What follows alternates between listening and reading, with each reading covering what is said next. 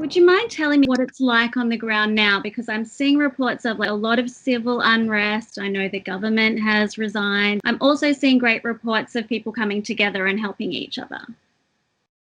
I think at this stage, people are more aware of the size of the devastation that has happened. Last week, it was quite blurry and vague. I would anticipate that people are now more working in coordination with each other Right. and trying to see how this coordination can work in a better way. Because in the end, if we don't coordinate the efforts, then there will be people who are vulnerable and who we will not be able to reach out to. And thus, the coordination now at this stage is something that is very important. We see OCHA, which is a UN organization that is leading the coordination between the different sectors and the government. And at the same time, more efforts are being done with between the international community, so the INGOs and the NGOs on the field as well. So I'm now here in Karantina, which is around 2 kilometers or 1 kilometer away from the site of the explosion, where we have set up a tent and we are doing some needs assessment with the community members to see what are their needs. We are actually distributing food parcels, we are distributing hygiene kits, we are also assessing the shelter situation for many of the households that have been, or the houses that have been damaged or destroyed. And each organization is working within the sector of their expertise. Okay, great. And so, with the people who have been displaced, whose houses are destroyed, where are they staying right now? For now, they are staying at their relatives, their families. Some of them are even present in the actual apartments that have been damaged because many people are afraid that they would be stolen. But at a later stage, if the response for the shelter specifically does not move on very fast, it means that we might be looking at a systematic approach of like providing shelter for those families. And I believe that this might come at a later stage. But for now, people are staying just with their friends or relatives or apartments that they already had. Right. And talk to me about the food situation, because I know there was already a food shortage and then that was the port where all the food came through. So what's the situation now with getting food? The situation for the food, it's not related that much to the port as much as it is related to the economic situation. Right. You know, since October 17, there has been the protests and people were calling for change, and it's the same that is erupting at this stage now. But what we are looking at is the Lebanese pound inflation. So we're talking about high prices and the inability for many people to buy the food in the first place due to the economic situation and due to the fact that many people are unemployed. Considering the bad economic situation, considering COVID at the start of March, and now the explosion, there has been so many people affected by this. Even until the end of May, we had 470,000 people that were unemployed. And in one of the stories, there was a woman whose husband has not been working for the past 6 months. Her house was destroyed. She was injured a little bit, not destroyed, damaged. She was injured, but she didn't have money not only to buy food, but even to buy hygiene kits to clean off the blood stains from the floor. So you can imagine the situation for many people. And this is with respect to the economic situation as a first priority that we are talking about for the food. And has the government resigning dampened people's feelings of anger towards the government, or is it still the same? Dampered, you mean by decreasing? Yeah, decreasing.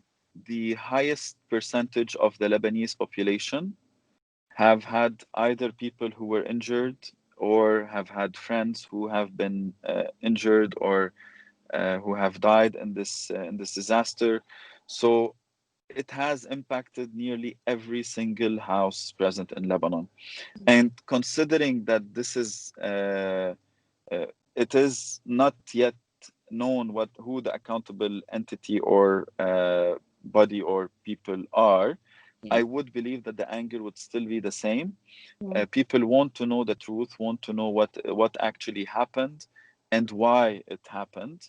And I guess the government resigning would put the country in we call it faragh, so it's a vacuum, a political vacuum in terms of the executive entity leading the country and leading the implementation of all of the ministries' roles and responsibilities. We want, as I said, in different, like for different people and different friends, we really want to see things change in the country. I have two sons. The eldest is 6 and the youngest is 4.5. And at a certain point, we were so connected to the country. Mm. And now we have reached a point where we have this question mark present, whether we stay not only for us, but for the future of our kids. Mm. And whenever somebody asks me and I tell them, I really want to see change happening in the country because I would want my kids to grow up in this country, but I would want them to grow up in a better situation than the one that I grew up in. Mm. I was born in the Civil War. I saw different challenges that the country was going through. I would rather not have my son wake up at 2 a.m. and at night and telling me I'm hearing shooting outside. I would rather them having a good dignified life Mm. as a normal child would have.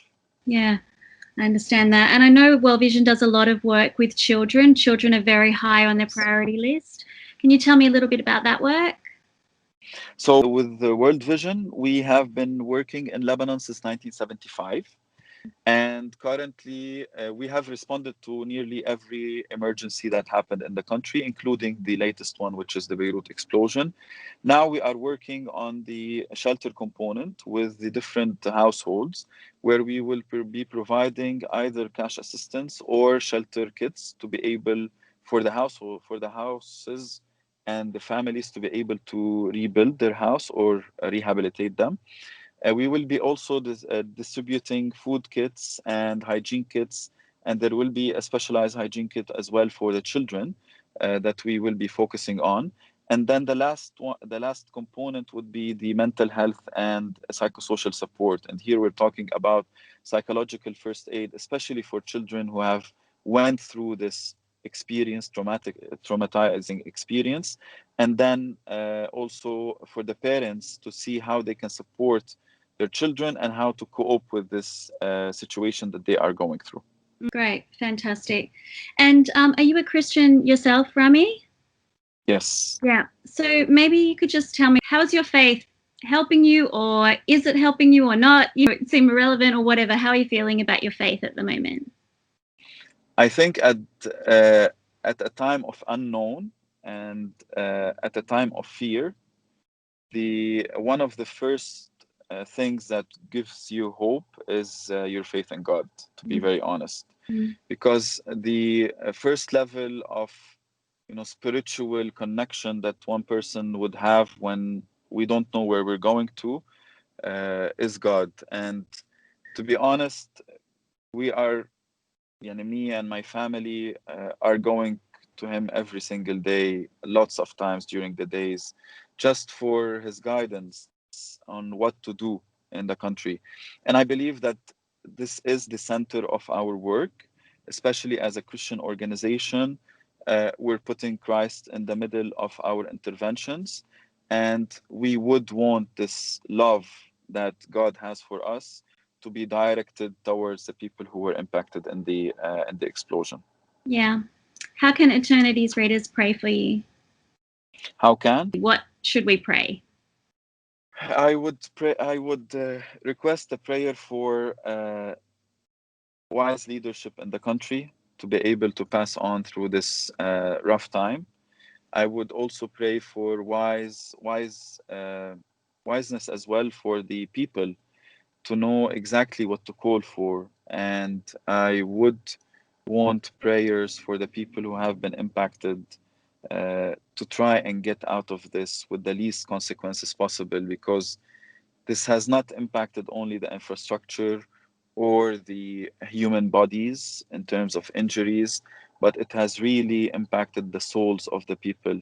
Yeah. And the prayers for people to be able to get out of this fear from living in this country and living in this city. Yeah, understood. Well, we're praying for you. I'm really grateful for your time. Thank you.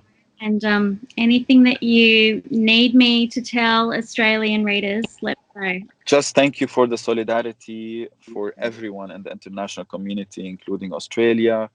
This is what brings us hope. This is what gives us hope to be able to get out of this together. You know, it brings us faith in humanity to see so many people who are supportive and who are feeling the pain that we have felt last week, and we are still.